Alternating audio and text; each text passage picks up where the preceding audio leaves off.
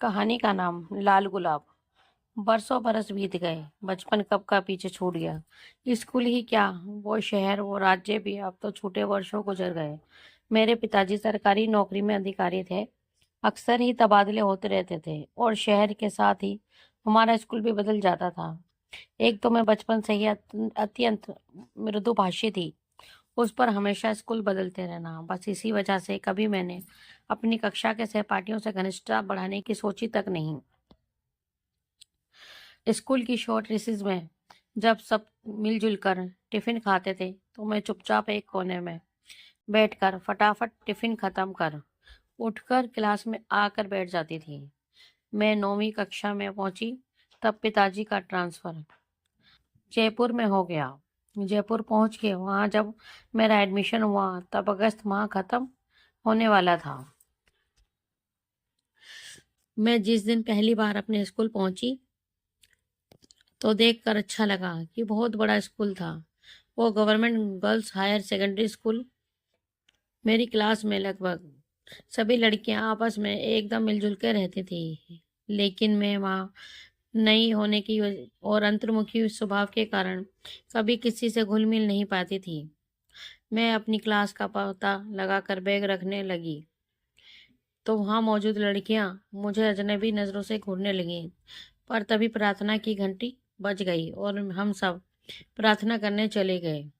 जब वापस कक्षा में लौटे तो कक्षा की मॉनिटर मुझसे बोली,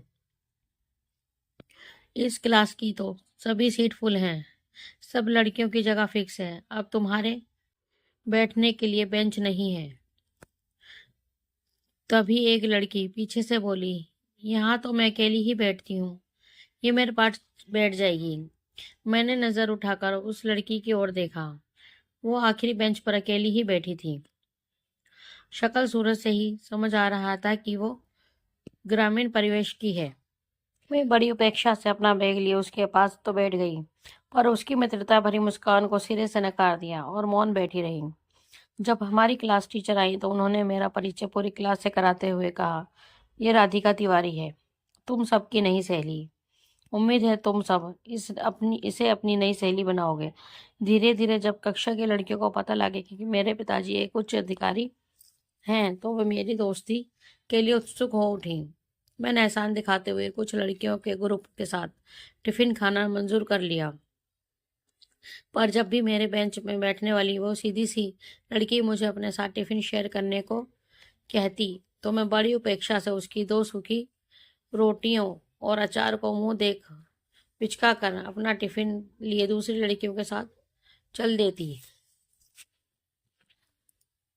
बाद में जब मुझे पता चला कि वो लड़की रीना बहुत ही निर्धन परिवार से थी और छात्रवृत्ति के बल पर स्कूल में पढ़ रही थी, तब से तो मैं उससे और भी दूर रहने लगी।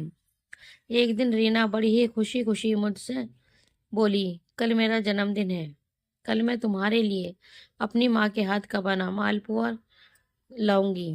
मैंने बड़ी ही लापरवाही से कहा, मैं मालपुआ वगैरह नहीं खाती, फालतू तकलीफ मत करना।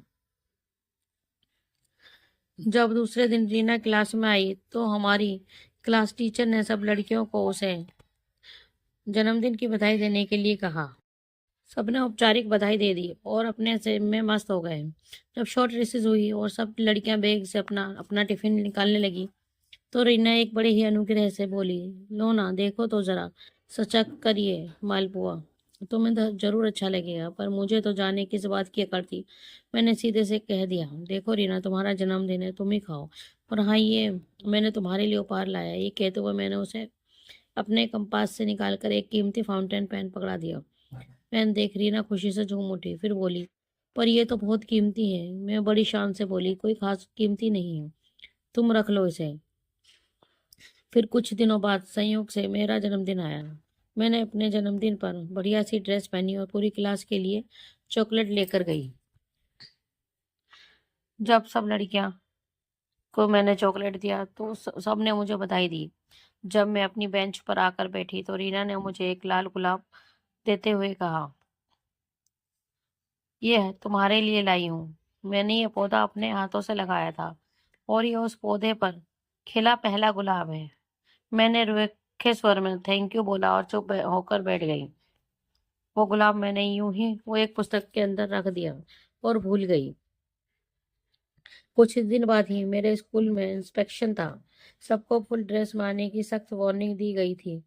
मैं जब स्कूल पहुंची तो अचानक याद आया कि मैंने जल्दी जल्दी में स्कूल बैज नहीं पिन अप किया था। अब तो मेरी हालत खराब हो गई। सबको जैसे ही इंस्पेक्शन के लिए हॉल में जाने के लिए कहा गया, मैं घबराहट में रोने लगी। सब लड़कियां खुसर खुसर करती हुई चल दी।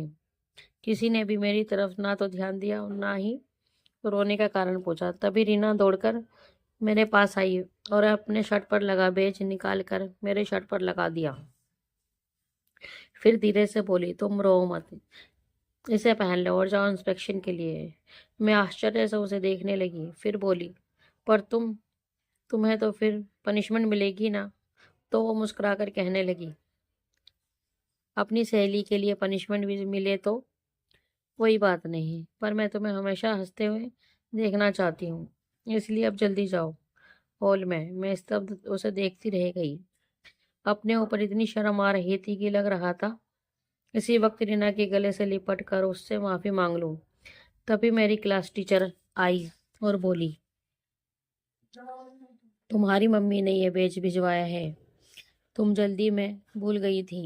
मैंने वो बैज रीना के शर्ट पर अपने हाथों से लगा दिया और प्रसन्न मन हम दोनों हॉल की ओर चल पड़ी। उसके बाद से जाने कितने शहर बदले, पर आज तक वो लड़की रीना मेरी बेस्ट फ्रेंड है और उसका दिया उपहार वो लाल गुलाब भले ही कब से मुरझा चुका है, पर आज भी मैंने उस मखमली डिबिया में संभाल कर रखा है, जो हर पल मुझे अपनी सच्ची सहेली रीना और जयपुर की ममता में ही धरा की याद दिलाते रहता है।